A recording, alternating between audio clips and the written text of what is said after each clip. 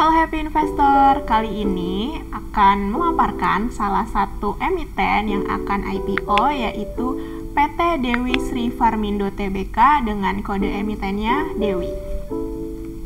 Oke, kita lihat untuk company profile-nya. Jadi perseroan bergerak di bidang kegiatan budidaya ayam ras pedaging dan perdagangan eceran hewan ternak. Perseroan mulai berproduksi secara komersial di tahun 2019. Adapun kegiatan usaha perseroan itu ada dua diantaranya. Yang pertama, unit bisnis midstream, yaitu broiler commercial farm, di mana perseroan berfokus untuk melakukan pemeliharaan DOC sampai siap panen sebagai broiler komersial. Yang kedua, itu ada perdagangan ayam karkas, di mana contohnya itu bisa dilihat pada gambar di bawah. Oke, kemudian ini juga bisa dilihat kegiatan bisnis dari perusahaan dengan kode emiten Dewi.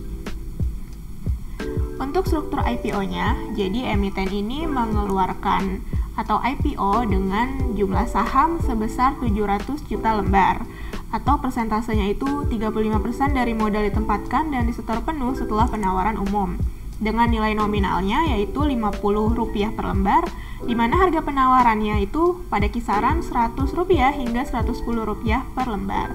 Adapun nilai IPO yang akan didapatkan oleh emiten ini maksimal sebesar Rp77 miliar.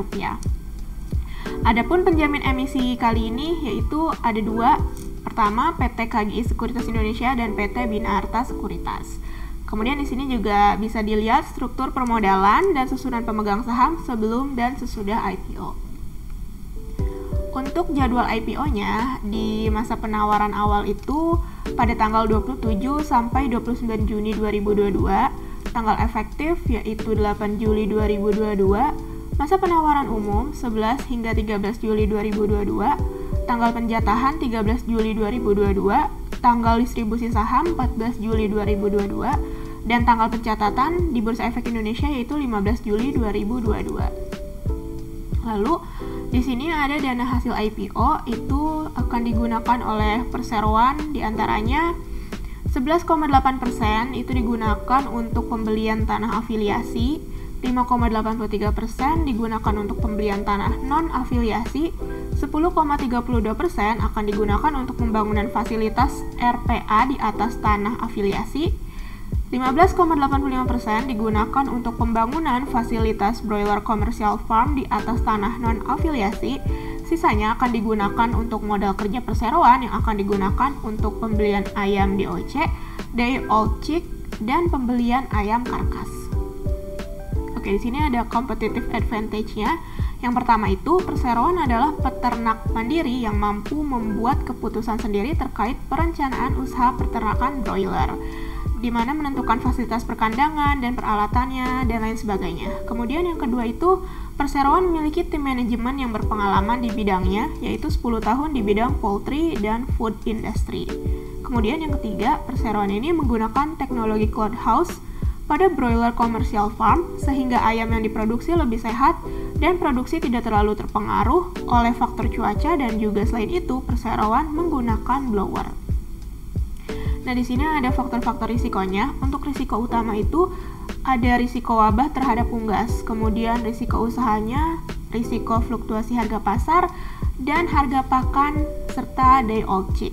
Kemudian untuk risiko umum, itu ada kondisi perubahan peraturan dan atau kebijakan pemerintah, legalitas, dan perizinan. Kemudian ada risiko kenaikan tingkat suku bunga. Kemudian bagi investor ini juga ada risikonya. Pertama, risiko tidak liquidnya saham yang ditawarkan pada penawaran umum perdana saham dan fluktuasi harga saham perseroan. Nah, kemudian kita lanjut ke key financial highlights. Di sini ada neraca. Kita bisa lihat kalau misalnya dari akhir 2021 ke 31 Maret 2022 itu bisa dilihat jumlah asetnya tumbuh. Kemudian liabilitasnya dan ekuitasnya juga ada pertumbuhan. Oke, kita lihat dari rasio-rasionya. Rasio-rasionya ini per 31 Maret 2022, di mana rasio liabilities per aset itu 0,19 kali, liabilities per equity-nya 0,23 kali, cash ratio sebesar 0,10 kali, DSCR 0,15 kali, serta pertumbuhan aset dan liabilitasnya tercatat masing-masing 6,36% dan 31,30%. Kemudian di sini ada laporan laba ruginya. Kita di sini bisa lihat kalau misalnya dari annualize-nya atau tahunannya dari 2019 ke 2021, laba kotornya mengalami pertumbuhan. Begitu juga dari top line-nya atau penjualannya ada pertumbuhan. Pertumbuhannya bisa dilihat di sini cukup signifikan dari 2019, 2020 ke 2021. Kemudian kalau misalnya kita lihat untuk laba komprehensif tahun berjalannya, ini juga bisa dilihat per tahunnya dari 2019 hingga 2021 perseroan mendapatkan laba dan tumbuhnya juga cukup signifikan. Oke, kemudian kita lihat untuk rasio-rasionya. Rasio ini per 31 Maret 2022, di mana gross profit margin dan net profit margin itu tercatat sebesar 12,50% dan 6,05% masing-masing. Kemudian untuk return on asset tercatat sebesar 1,56%, return on equity tercatat 1,92%, kemudian untuk pertumbuhan revenue dan gross profit itu masing-masing tercatat sebesar 0,30% dan minus 5,30%. Oke, sekian paparan mengenai IPO kali ini. Terima kasih.